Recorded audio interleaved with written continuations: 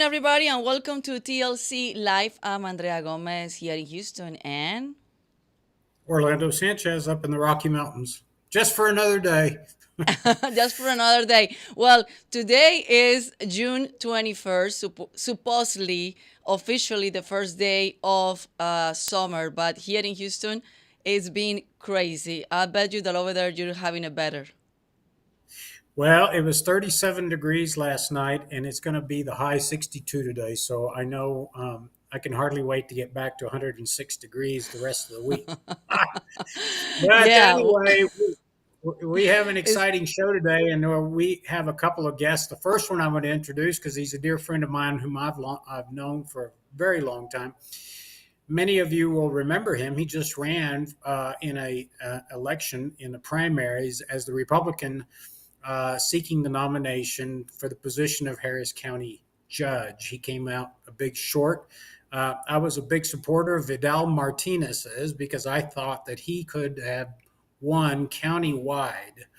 But unfortunately, it wasn't meant to be. But Vidal is an old friend that I met back in the early 90s. He's been the former U.S. Attorney for the Southern District of Texas. He's been the state chairman of the Bar Association of Texas.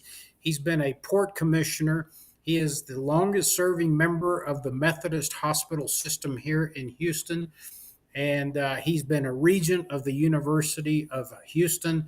And I think I'm forgetting one other thing. I know he'll tell us about it. Dal, did I cover all the bases? And welcome to the program. You covered enough. well, he has a Good long, morning. long resume. Good Yeah, morning. very long. Good morning. Listen, I wanted to bring you in because there's a lot of things going on up in Washington, D.C. First of all, I want to hear your perspective as the former U.S. Attorney here in Texas of the Trump 39 count indictment, I believe, 37 or 39 counts. 37. Is this politics or is this could it have been resolved by the attorneys for the Trump family or Donald Trump working with the U.S. attorney solve this rather than sending the FBI in, raiding his house, and then charging him? First, I'm an assistant United States attorney, a federal prosecutor in the back. If you said U.S. attorney, I was not the U.S. attorney. So I was one of Gotcha. the 22 assistant prosecutors in the office. But yes, to answer your question directly, of course it's politics. This is something that got was a technical violation.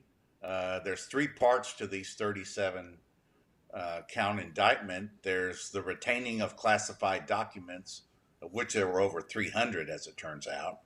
The second part, though, is the more problematic. It's obstruction of justice and making false statements. So this is sort of like running a red light, and that's the technical violation with retaining classified documents. It could have been settled early, but then the government alleges two more things happen, and these are serious felonies at that point. This is the obstruction of, it's like running the red light, but you then cause an accident, and then you try to cover up the accident. It's usually the cover up or the subsequent actions that do that. And my view is that's the most perilous conduct that the president has to defend at this point. Now, fortunately, if you'd have gotten to pick a jurisdiction to be in, you would pick the Southern District of Florida to be in. It's a red state now. In Dade County, Governor DeSantis and Senator Rubio and Congressman Ballard won handedly by a substantial margin. It's now a county that you can claim that most of the Republicans statewide won, and so you're in a pretty good venue right now. Plus, Donald Trump is their neighbor, so it's not like going to Chicago or San Francisco to try this case. He's in a pretty favorable jurisdiction, and he has a very straight, famous judge in Aileen Cannon down there. She's a former federal prosecutor also. She's straight. If you look at her background, she's Cuban descent. She's got a great story, family escaped to Colombia and then came to the United States. She was appointed by Trump. So if you're going to talk about the forums that you want to pick to have a jury decide whether these parking tickets should be handled or whether the obstruction of justice and the false statements should dominate the response by the jury, I think that he's in a he's in the fight of his political life on legal charges right here. There's never been as serious legal charges as have been filed here. In the federal government, there's three overriding statutes. That one of them is perjury, one of them is conspiracy, and the other one is obstruction of justice. And they've got him on two of the three, and those are serious charges that he's going to have to deal with. Two questions come to mind. Number one, let's just assume that this now is playing out. Even if there is an acquittal or a conviction, either the government may appeal or the Trump lawyers may appeal. This is going to take a long time, correct? Yes, and although Judge Cannon set a trial date for August, she set the beginning for preliminary motions in August. This is going to take to the end of the year, and I doubt that there's going to be a jury trial that we see in 2023. Then it'll be appealed. Trump likely will never settle this case, even on running the red light, the parking ticket issues. He can't. So he's going to take it all the way to a jury, and then he has the opportunity to appeal. During that time, even if he was convicted, he could still run for president of the United States and win. So it's going to be an interesting year next year. But these charges are an unnecessary weight around his neck right now. And sure, they were political. Look what happened with Hunter Biden yesterday. And look what's happened today with the testimony before the House committee on the FBI and the politicization of the FBI in the Russia hoax. So, yeah, it's happening, and we've never seen this with the FBI and the Department of Justice before. Not only have we not seen this, but here's the other thing, Vidal, and now we're going to get off into some opinions. This is unprecedented, certainly in my lifetime in public office. I mean, I've seen charges of corruption, and we've got our own issues here in Texas. But I think there's a civil war going on Capitol Hill. And correct me if I'm wrong, but this all started, in my opinion, when Bork was up for the Supreme Court. And remember how they treated him and they borked him? I mean, he was qualified to be on the Supreme Court, but the Democrats, and I think Joe Biden chaired the Judiciary Committee at the time, derailed him. And then it was, they just kept coming. Then there was Clarence Thomas, and then the whole Anita Hill, and then there was the Republicans impeached Donald Trump, and then I'm sorry, Bill Clinton, and it seems to be escalating. Now they've come after Trump. Now allegedly, they seem to be looking at Biden's son. Also, Pence and Biden both had documents. I understand that they claimed that, once they were notified they had them, that they turned them over quickly and cooperated. But is there a civil war going on in Washington, D.C.? There is a civil war going on, and you're going to just watch the news cycle today on the politicization of the FBI. In the past, that would have never happened. Okay. You had strong hands-off indication with the FBI. They could conduct their investigations. The Department of Justice was not politicized the way it is today. In the Biden and Obama and Pence situations, there is a clear difference on how they handled it, though. First of all, Biden and Pence both immediately, their lawyers just turned over everything. They didn't have to be subpoenaed or have the FBI come pick them up. And so that was a long way towards, you got to have intent to commit these conspiracy or obstruction of justice. And in this case, unfortunately, the president was making statements about showing some of these documents orally and recorded. And he also was instructing his lawyers to hide documents. Well, those lawyers had their attorney-client privilege waived, and they testified before the grand jury. Those are critical differences in the handling of what I consider to be like the speeding ticket or running the red light that started all this. They handle it properly. It's over for both of them. They both got no further action letters by the Department of Justice. So, there is a difference. But you go back to, they're just going to. I believe that he's going to be indicted. President will be indicted in Georgia also. There's, it's 1,000 cuts here. The New York prosecutions, the New York lawsuits, this one in Florida, the one that's coming probably in Georgia. But at the end of the day, he gets to run for president, and it seems to be emboldening his campaign and his fundraising efforts as we go along. And the reason is not so much because the country is in love with the president, but they like what he did and they think that he's a victim. And there's a lot to be said about that. You can point to a lot of different facts and circumstances that give him the right to make that argument. And that was I was going to ask you that, Vidal, that what that means for the public in general, for the taxpayers, for people that don't understand very well what is going on in politics. So is this a lot of publicity for him that is going to be in a positive way for his campaign?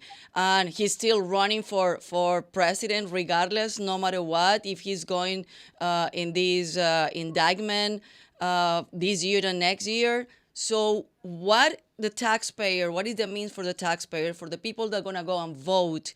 What do we need to do? What do we need to know about this? Well, you can count on one hand the number of people that have 100% name ID in the country. Every taxpayer knows who Donald Trump is. And of those in the Republican Party, over 50%, over half of those are supporting him for president. So for the average taxpayer who's a Republican, you already know Donald Trump. You see this coming. Without this storm of prosecutions, who knows where he would have been in the group of Republican candidates at this point. But the average taxpayer, one, knows Trump, and number two, can see some direct connection with political prosecutions that are going on. This Hunter Biden plea deal is just amazing. He pleads to 2 misdemeanors, the gun violation. He goes on probation, and they ignore the Burisma and the Chinese information, which is in the same investigation, by the way. So I think it's an attempt to just sort of put a package on it, wrap it up, put a bow, and think that it's over. It's not. So That leads me definitely, to. Go ahead, whoever Amy. doesn't know about the politics, this is going to be in favor of Donald Trump, because everybody, whoever who doesn't know very well about politics, is always gonna see Donald Trump, Donald Trump, Donald Trump. President Johnson had a famous saying, and he They said, spelled my name wrong. yeah, all news is good, bad and good, as long as they spell my name right. And Trump is going to be out there dominating the airwaves on both sides of the political aisle. I mean, just look at what's happening. I mean, it's really going to be hard to overcome that momentum of name ID, at least. Now, the positive factor, and whether you're going to vote for him in a Republican primary, he's between 50 and 60 right now. And so that's the one that we'll have to measure going into next year. But I don't think any further indictment in Georgia or the trial is going to diminish that momentum or that name ID at this point. Merrick Garland was a nominee for the Supreme Court of the United States. Is that correct, Vidal? He was at the end of the Obama administration, and Mitch McConnell did not let it come forward to the Senate. So, do you think Merrick Garland has an axe to grind with Republicans? And is he behind the Civil War escalation? I think it started before him with Eric Holder as the Attorney General. I think he's just continued it. And of course he's got a grudge. Here's a man at the top of any lawyer's career would be to serve on the United States Supreme Court. You become so important, so much a piece of history, and the fabric of their entire legal system of the longest democracy in the world. So, yes, of course, he's disappointed about that, and he needs to stay off TV at this, in my opinion. Every time he says that this was a fair process, that the Hunter Biden had no influence and he didn't talk to, this is just I mean, of course they knew what was going on when they say very specifically, "Well, we didn't talk about it." What do you mean you didn't talk about it? Did your number two talk about it? Did you know what was happening? Of course they did, and so did the White House. So when they say they had nothing to do with it, that's probably false. Unbelievable. Here's, I think, the risks. The Democrats are all excited about the indictments that they've been able to obtain so far. By the way, it's all Democrats that are indicting him, whether it's Merrick Garland or whether it's in Manhattan. But the point is, I think the risk in the general election, assuming that President or former President Trump gets the nomination, is going to be the economy. And I've said, regardless of the indictments, he'll announce his innocence all the way through the primary, through the general election. But the risk to the Biden administration will be the economy. And I've said before, all Trump has to do is to say to the American people, look straight in the camera and ask that question Ronald Reagan asked: are you better off today than you were 4 years ago? You agree or disagree with that? I agree with that. I think the economy is going to be a big issue, and following right behind him is going to be the decay of American cities that went woke. The people that defunded police. You have crime waves going on, including in Houston. They say crime is down, but not really. When you start looking at it, they're doing it on a percentage basis instead of the actual number of crimes. So you start going to Portland, Oregon, or San Francisco, or Los Angeles, and you see everyone pulling out of downtown. You see what's going on. America will pay attention to this and say, that's enough. One more question, Vidal, and then I'll let Andrea ask the final question. And that is, this whole thing. I mean, do you see it? The middle America is the one that's going to decide, right? Because I think you have 40% of the population is liberal, 40% of them is conservative. How do you think the middle sees this in the general election, assuming Trump wins the nomination? I believe, people vote with their pocketbook. Every political consultant will tell you that when the economy's bad, they're going to vote with their pocketbook. Even James Carville said, it's the economy, stupid. So I think middle America, which I call it the left coast and the East Coast. And so I think that the coasts will vote Democrat, and the middle of America will show up and vote on the economy and vote on crime and vote on the future of our country. And I think they'll also see that this politicization of our law enforcement and our judicial system needs to stop. One other issue, and I think Biden has created this for himself. As you know, he has stopped Anwar drilling. He has stopped the lease sales in the Gulf offshore for oil and gas production. He has stopped the XL pipeline. He essentially has frozen the fossil fuel exploration, which, as we all know, Vidal, we have enough fuel in Texas to supply the entire world and drive fuel costs down to about $1.30 a gallon, as we did during the Trump administration, because we were producing here in the United States.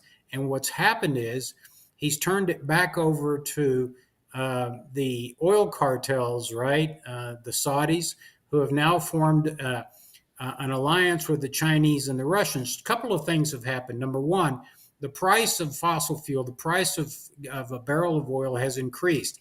That increase in revenue creates more money for Russia.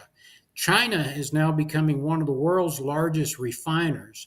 And now America is having to go back and purchase its fuel from the Saudis. He could Biden now does not have time to fire up the refineries, fire up pipelines, and fire up exploration. There's just not enough time. But do you think he's hurt himself? Because I think the price of fuel has driven inflation up in this country. Well, that's where it hits most taxpayers first and voters is at the gas pump, and they're caught now in this mindless effort to move everything towards electric vehicles, and they're caught with this Chinese diplomacy right now. China makes the majority of the components that go into electric vehicles. How are you going to solve that?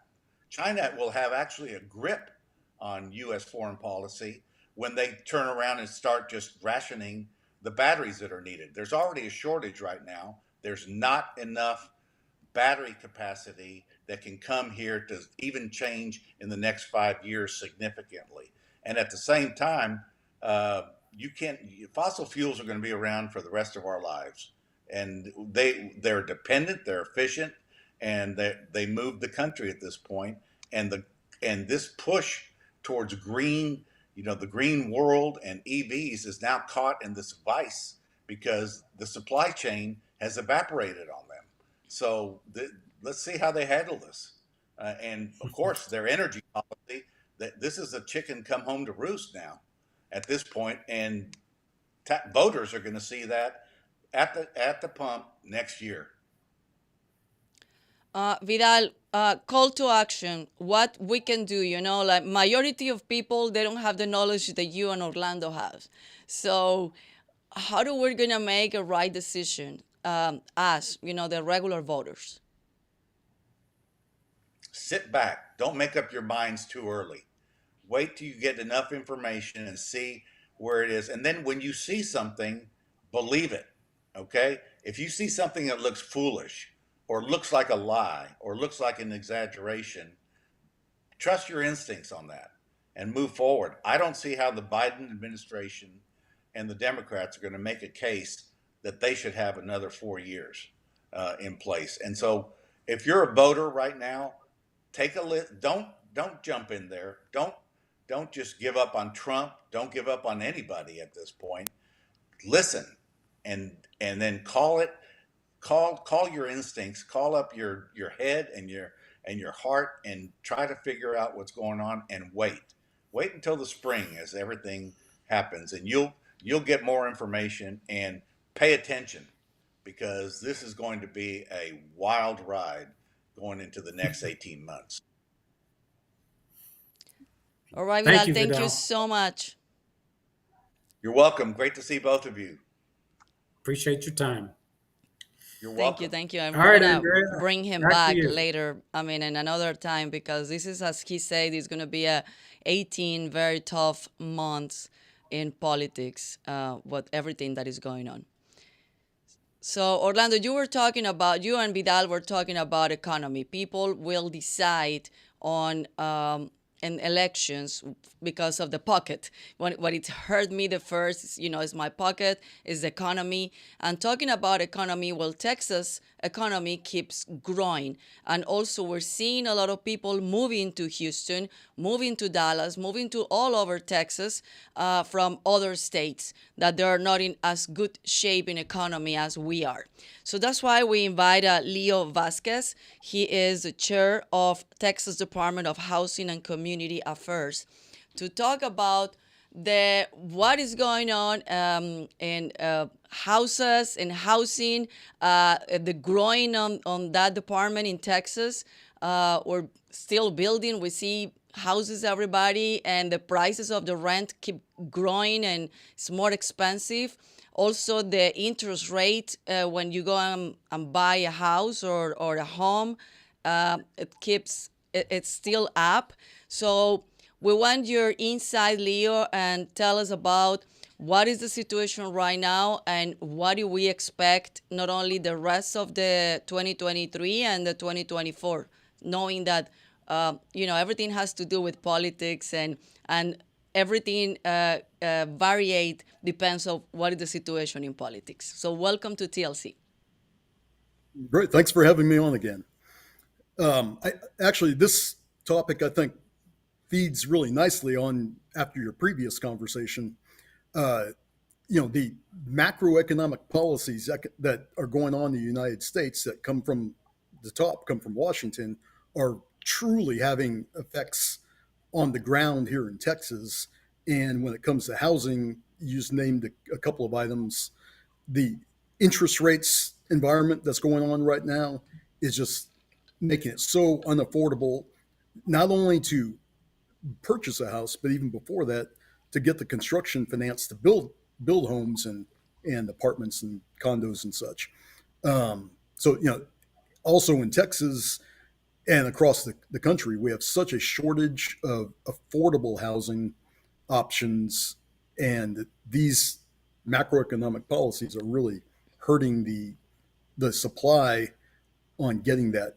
We also have so many people moving into Texas because, relatively speaking, we are still a much more affordable place to live than again all that we all hear about the moves from California to Texas. That's being compounded also by all of the immigration across the southern border. Um, where are these people going to live? We already have a shortage on as I said, on the affordable side. I just don't understand how there is no policy, there's no plan on housing these folks. Are you explain to us how the Texas Department of Housing works? In other words, you provide financial assistance to developers that commit to a certain number of inventory being set aside for low income folks. Yes, the main program is actually a federal program, the Low Income Housing Tax Credit program. Uh, the This program gives developers a tax discount, which they can then sell to investors, to banks and investment firms, to give them a tax credit that they need. Every year, we have a competitive program for what's called 9% tax credits for developers, and then there's a separate but related program for 4% tax credits. In the state of Texas, we issue annually about $90 million worth of tax credits each cycle, each year. And actually, at the end of this month, or end of next month, we're going to actually be making those final awards for the year. But those tax credits, and say they're typically $1.5 million of tax credits for development. That's a 10-year credit, so it multiplies itself. So it's really a $15 million tax credit over 10 years. And that becomes an integral part of the financing for some of these affordable housing projects. You'll have the equity investment, you have the bank, regular finance, you'll have the tax credits. Oftentimes there's a city or county or local jurisdiction has some money that they'll put into a project. And that's how you can keep the cost structure down and get these affordable housing units built. Some cities like Houston, I'm sure about Austin and San Antonio, Dallas, El Paso, other major cities, but Houston, as has been reported in the media, has some real serious issues with how funds are used for a low income housing. Um, do you folks have an investigative unit, or do you rely on the Attorney General? You're just grant authorizing, reviewing submissions and granting those tax credits. So you guys, do you get involved in any potential fraudulent activity that may be happening in, let's say, Houston? Yeah, well, the Texas Department of Housing and Community Affairs, we actually do the follow up certifications, and we look at the ongoing reports. A developer cannot just say, I'm going to have 80% of my units for reserved for affordable housing, and then not actually follow through with that. So we follow through on that kind of reporting. So there is an investigative aspect of that. The problem that I think you're alluding to, especially, well, we've seen a lot here in the city of Houston. There's been a questionable activity relating to how they award their investments, their funding that they put into projects. At the state level, it's a very detailed, transparent scoring system, and the top applications who score the best will get the allocation of the credits. Historically, in the city of Houston, there's been issues where their kind of equivalent housing and community development department has scored projects, 1 through 15 or what have you, and recommended the top 3 or 4 scores for the awards, and then the mayor has overridden that recommendation and taken the lower scoring projects. That's a problem. I mean, again, you have to have that kind of transparency, which the city of Houston has not always done. There's another related aspect that was very big in this year's legislative session regarding the tax exemption of certain properties. There was a loophole. It's too detailed to go into about public facility corporations that were taking projects off the tax rolls by them becoming investors. And again, if you're doing it in your own jurisdiction, that's fine. The groups in Texas were doing it outside of their jurisdiction. So, a little municipal utility district outside of Austin was partnering theoretically or technically on a development here in Houston, and that took the Houston project off the books, and that's like a $30 million, $40 million, apartment complex. That's not transparent. That's not the spirit of the project, and I think the legislature has fixed those loopholes now. Has that bill been signed by the governor? Yeah, I believe it has. Yes. Okay. So Leo, what has been the biggest challenge for the people that can apply to these grants or this help from the housing? Well, again, this is getting back to that the macroeconomic policies that are coming down from Washington are just killing the efforts of developers. And really part of it is the supply chain. When you have these policies to pull back on economic development and make it expensive and such, the builders, and these are not just affordable housing developers. I've also spoken to some big corporate market rate developers. They all are having problems with the supply chain, from the wood providers to the plumbing fixtures to the the appliances and such that they're putting in the units. They can't get enough of them because the supply chain is so bad that they've discouraged the economic policies, have discouraged investment and discouraged hiring, and it's just all these little pieces keep adding up, and you can't get a project finished. You can't get it completed in the times that, and the department, TDHCA, has been having to grant extensions that in prior years we never had to do because it was easy, the supply chain was there. That's just not the case nowadays. So you think COVID has a lot to do with that, of course? Well, it did, but again, it's the policies under the Trump administration were a whole different. I mean, it was so pro-business and lowering the cost of doing business, lowering the regulations. That actually helped maintain this full supply chain. All that's just been cut off now under the Biden policies with the high interest rate environment, and I think more regulation. Texas at least is a little bit better on overall about lowering the regulatory hurdles. But again, all these pieces add up, make it more difficult to build any kind of housing units. On the higher end now, they can afford to pay the extra amount. Again, it's basic supply and demand. When the supply is dropping, that's going to cost every unit to go up. On the high end, you can afford to do that and pass along the costs.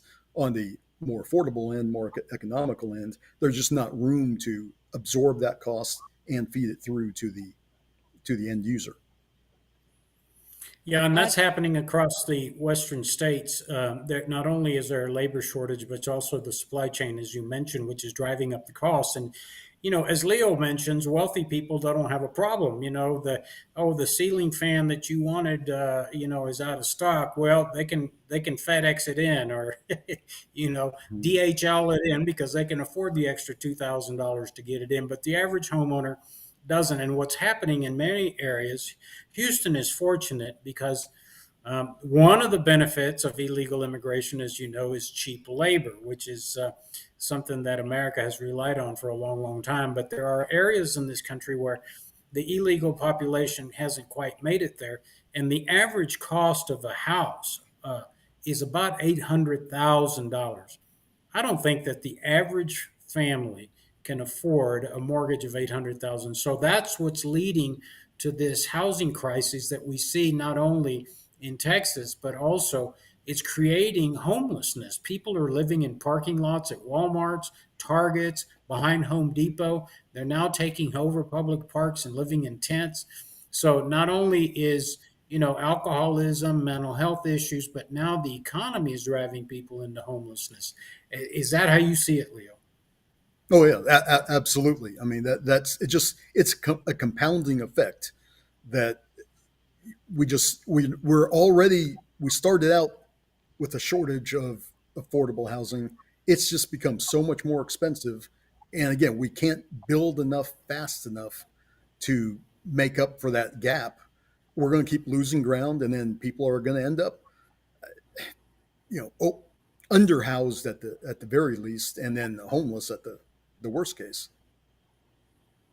Yeah, it's a So bad we'll come situation. back to the same topic. I mean, people blame COVID for everything, but they don't understand that it's also the administration, the current administration that we're living under right now, that is bringing us or is taking us to this situation that we're living right now. Yes, and even then, we have through the TDHCA, we distributed monies that came from all the federal programs, the American Rescue Plan, and we distributed about $2 billion in rental assistance for again people renting apartments, renting homes. We're currently in the midst of another related type of project on homeowner assistance fund, where it's almost $1 billion that we are distributing. This is still remnants of the COVID issues, but at a certain point, that's you can't keep pointing back to COVID as being the cause of this. Again, the underlying issue is the economic policies, the economic development. And I think the dogs agree with that too. If Leo, they're long, a lot of folks forget that Leo not only he's been serving in state boards and agencies for quite some time, but he was also elected as the Harris County Tax Assessor Collector. Um, Switching gears, Leo, are you pleased to see what the legislature did with respects to property taxes in the state of Texas? Or is it just a lot of window dressing? In other words, as the state puts caps on there and limits and increases the deductions for the elderly and gives rebates, is this window dressing? In other words, does the Harris County Appraisal District and the Bexar County Appraisal District and the Dallas County Appraisal District just keep jacking up the value of the houses, the properties? well, I wouldn't be as negative as characterizing it as window dressing. I mean, every step forward helps. I mean, every bit of extra deduction helps. The problem is, the fundamental issue is no one in Texas fundamentally owns their property. We are renting Right. our property from the state, because if you don't pay that rent in the form of property taxes, they're going to take it away from you eventually. Um, there are movements to move Texas out of a system reliant on property taxes and finding other ways to fund things. Heck, if our oil and gas production was up as high as it could be, if we were funding the supplying the world, at least the nation, we'd have so much more revenue coming in there and so much more tax revenue. The Texas has. I mean, we had what, our $30 billion plus surplus. That's helping. That's allowing us to provide more property tax relief. People have to also remember, even if you are renting your property, part of your rent is going to pay property taxes that the owner of the complex has. So no one is really immune to these property taxes.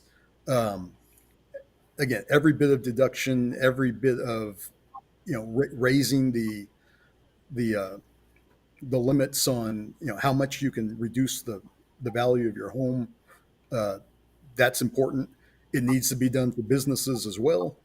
Uh, Again, it just cutting the expenses helps build more money back into the economy that you can reinvest.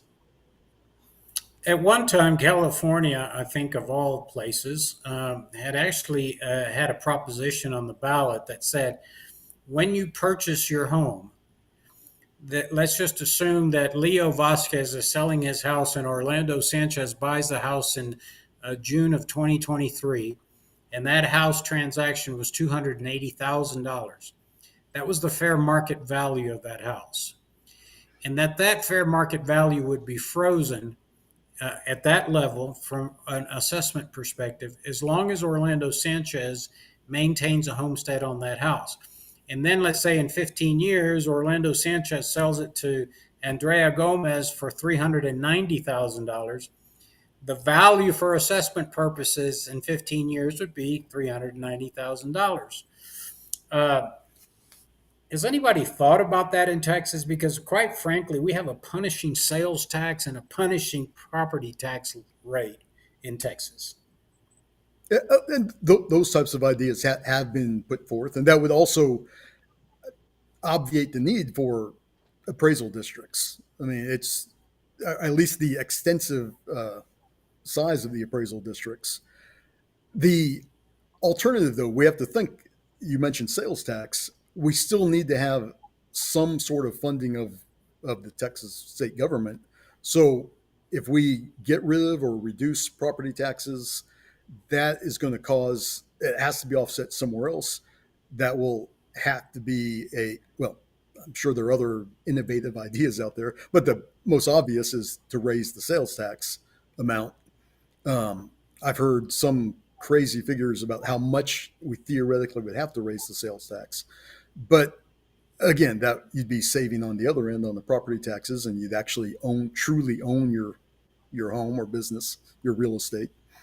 So there are different benefits, there are different ideas on how to do that. Again, some of the just volume of activity and business, like going back to the oil and gas, that can generate so much more income just leaving it at the same rate. As long as you're producing more, you're going to bring in more. That could offset the property tax rates that are going on right now. Let me tell you why I'm a big fan of the proposal. Number one, politicians too often get to hide behind appraisal districts. They just shrug their shoulders. They say, it's not my fault. I didn't raise the tax rate. You're still getting charged, $1.27 per $100 valuation, as HISD does. So they can all say we haven't increased taxes in decades. Yeah, but the assessments that the appraisal district has levied upon your house, not levied, but assessed your house at, Sure. keep on increasing. So politicians get to hide. Here's the beauty about a sales tax. We have 8.25%, I think, in Houston, but you can't hide behind that.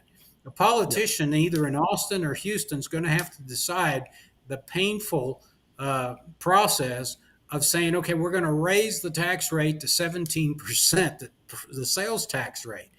And I think that really puts pressure on politicians to make sure that the fiscal operations of government are efficient. Your thoughts on that? Yeah, no, that definitely is the case on how things work now.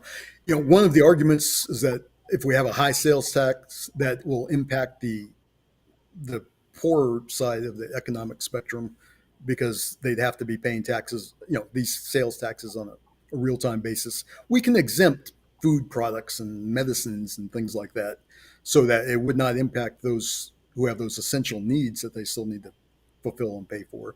But when you look at the sales tax rates, people in major metro areas like in Houston, it's about 3.5 to 4%. I've actually been working on a project recently in Paris, Texas, where the property tax rates are literally half of the Harris County rates. I mean, the total rates, it's just amazing. So when you're not spending on all these unnecessary government programs or arguably unnecessary government programs, you could actually lower those tax rates considerably. Um, again, people and our leaders need to be looking more at what is truly necessary and adjust the tax income appropriately. Well, that reminds me of Harris County. Just to remind everybody, Leo served as tax assessor collector of Harris County. I served as county treasurer. We both worked together at the time. But this is the problem with creating a new stream of revenue for government. I remember years ago, they proposed the building of the Harris County toll road system and said, once the roads are paid, the toll goes away. The tolls never go away. They've continued to increase to the point that not only have we paid off the debt of the original infrastructure, but now it's a significant cash cow for Harris County. But is Harris County interested in saving money and being more efficient? The answer is no. They're tripping all over themselves. Those commissioners are trying to figure out the quickest way to give away and spend that toll road money frivolously. They could either substantially reduce the toll road costs, tolls, or eliminate them altogether. But this is the problem with giving government a new stream of revenue.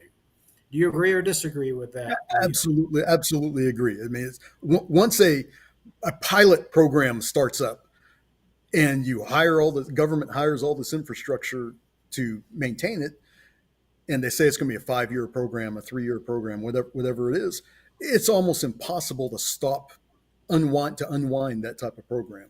Um, Again, I think that's why taxpayers need to be vigilant on looking at these types of new programs, expanded programs. Some of them sound really nice. Some of them are needed, but perhaps it's not the government, a pre-K programs or something like that. That's great. We're all in favor of pre-K programs, but let's look to the private sector. Let's look to private foundations and such to help drive those forward rather than giving more money to the government to put in new programs that's going to just have to keep building and building over time, and you'll never By reduce the the way, budget. are you one of the families notified yet by Harris County commissioners that you will be receiving $500 a month for the foreseeable future?